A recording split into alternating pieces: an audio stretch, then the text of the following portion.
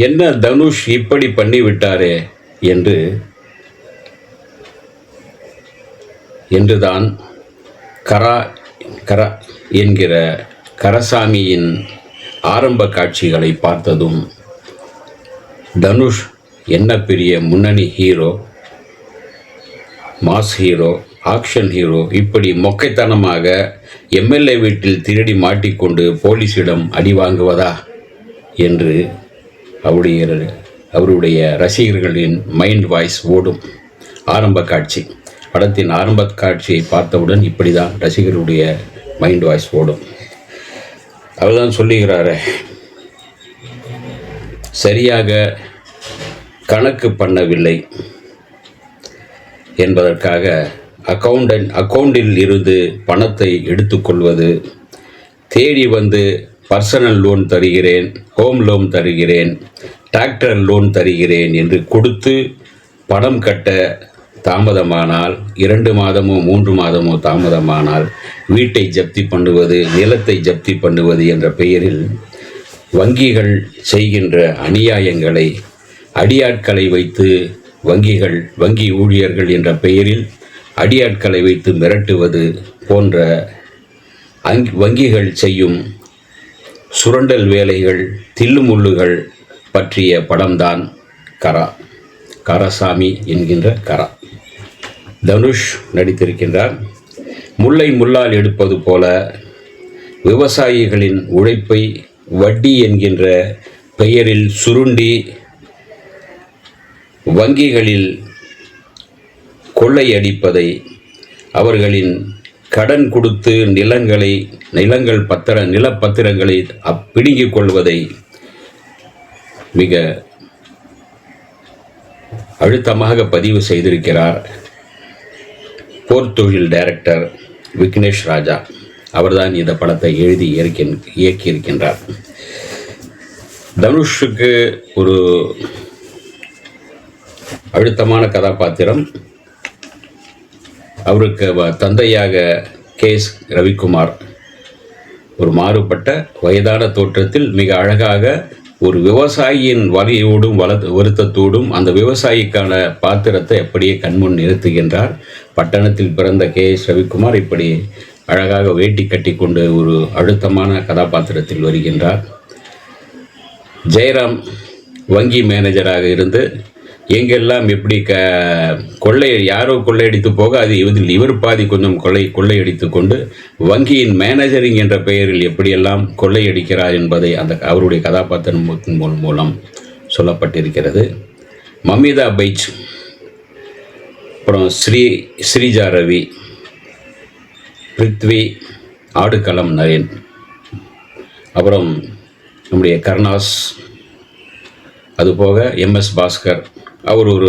அவர்தான் என்று அடையாளம் தெரிந்து கொள்ளும் அளவுக்கு அது ஒரு கதாபாத்திரம். அவருடைய குரல் தான் வருகிறது, அவர்தானா என்று நாம் யோசிக்க வைக்கிறது. ஆடுகளம் ரமேஷ், அவர் ஆடுகளம் நரேன் ஒரே ஒரு காட்சியில் வந்து போகிறார். அந்த காட்சி எதுக்காக அந்த காட்சியை ரொம்ப நேரம் பதற்றத்தை ஏற்படுத்துவதற்காக அவர் வந்து போகிறார் என்றுதான் நினைக்க தோன்றுகிறது. தேனி ஈஸ்வருடைய கேமரா இந்த சுத்துப்பட்டி கிராமத்தை, அந்த கிராம வாழ் மக்களின் அந்த நிலத்தை மிக நேர்த்தியாக இயல்பாக நம் கண்முன் கொண்டு வந்து நிறுத்தி வருகிறது. அந்த முகங்களும், வாடிப்போன முகங்களும் நம் கண்ணுக்கு வந்து விடுகிறது. இசை GV பிரகாஷ் தனக்கான வேலையை மிக சிறப்பாக செய்திருக்கின்றார். ஒரு ஆக்ஷன் எமோஷன் கதையை, வில்லேஜ் சென்டிமெண்ட் கதை இது முழுக்க.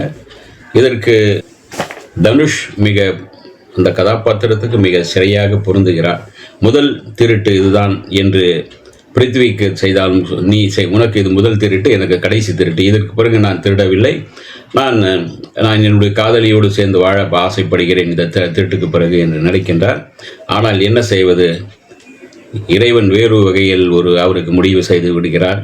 போலீஸிடம் அகப்பட்டு மாட்டிக்கொண்டு மற்ற கேஸுகளை இவன் மீது போட்டு அந்த ஏரியாவிலே மிகப்பெரிய டெரரான ஒரு திருடனை பிடித்தது போல தன்னை வெளிப்படுத்திக் கொள்ள அந்த காவல்துறை அதிகாரி ஆசைப்படுகிறார்.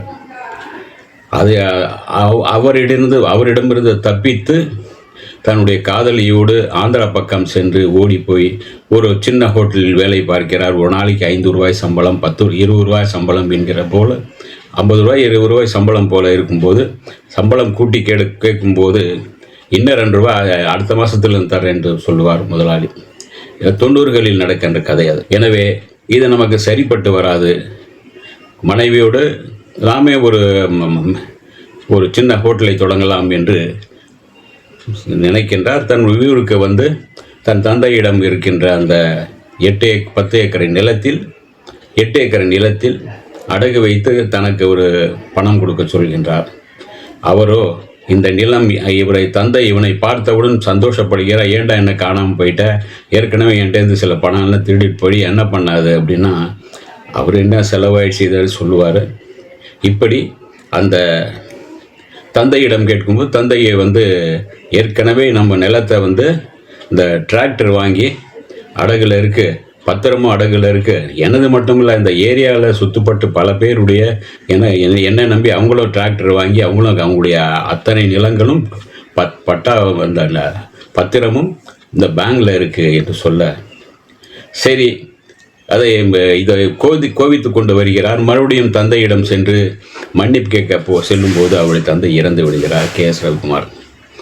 அவர் இருந்திருந்தால் என்ன செய்திருப்பார் அந்த ஏழை விவசாயிகளுக்கு என்பதை யோசித்து பார்த்து முல்லை முள்ளால் எடுக்க வேண்டும் என்பது போல அந்த எந்தெந்த வங்கி அந்த வங்கி சுற்றிப்பட்டு இருக்கிற பல வங்கிகள், அந்த கிளை வங்கிகள், அதனுடைய கிளைகளில் சென்று கொள்ளையடித்து அந்த பணத்தை ஒவ்வொரு வங்கியிலும் சென்று கொள்ளையடித்து வந்து அந்த பணத்தை அப்படியே அந்த விவசாயிகள் மூலம் அனுப்பி வைக்கிறார்.